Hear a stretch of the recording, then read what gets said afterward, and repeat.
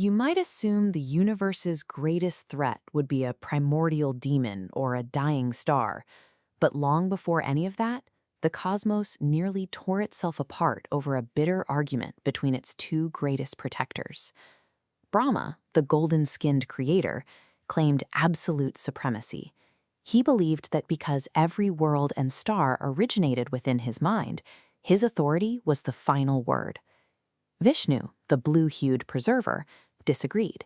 He argued that bringing a universe into being is meaningless if it isn't maintained. Without his constant preservation, Brahma's creations would instantly crumble. This story treats these deities as mirrors of our inner states.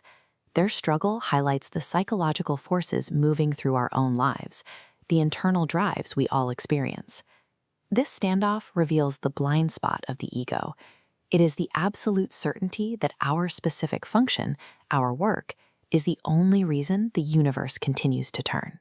Quickening pace, a sudden force interrupted them, breaking their deadlock. A blinding pillar of fire erupted directly between the two gods, stretching infinitely upward and downward through the void. The Shiva Linga is a physical manifestation of a formless, eternal reality. It represents the fundamental truth that predates creation and remains after all things dissolve. From the light, a disembodied voice issued a challenge to both deities. Whoever could find the beginning or the end of this pillar would be declared the true supreme deity. To resolve their dispute, the creator and the preserver had to attempt to measure the immeasurable. It was a test of how the mind reacts when it meets a force it cannot categorize. Brahma transformed into a majestic swan and soared into the upper heavens.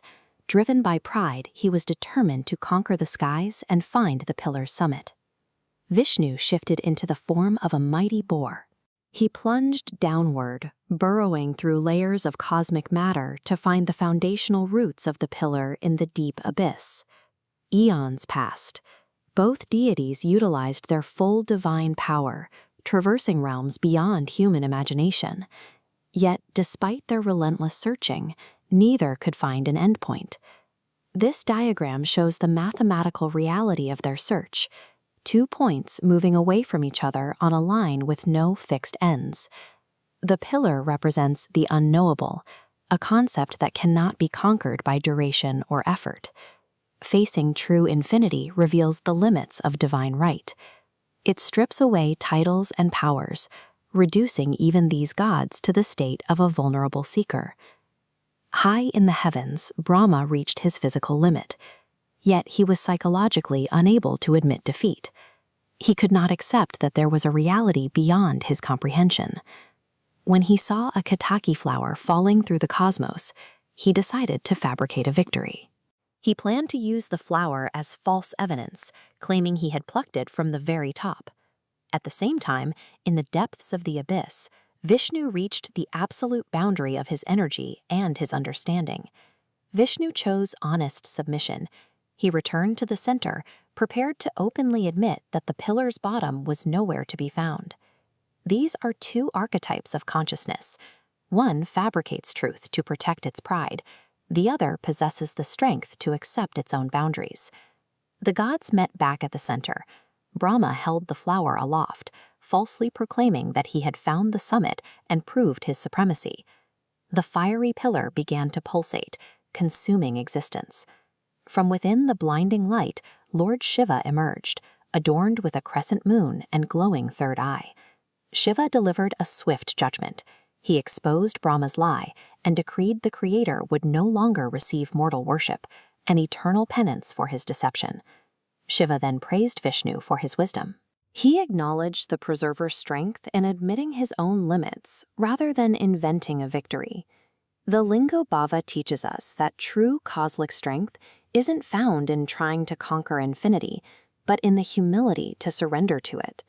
The infinite pillar remains a symbol of an ultimate truth that completely transcends the human grasp. When we allow these stories into our stillness, they can disrupt old patterns of thought and awaken a sense of ancient knowing. This perspective is explored in Kanav Sachdev's book, Katha, 108 Stories from the Vedas and Puranas. It treats these narratives as encoded vibrations of dharma and memory beyond the mind. Look at your own life. Which state of consciousness do you find yourself in more often? The drive to protect your pride at any cost, or the strength to find humility? Let me know in the comments. If you're ready to listen for these echoes yourself, pick up a copy of Katha. It is available now on Amazon, Google Play Books, Spotify audiobooks, and all leading retailers. Like and share to help others begin their own journey.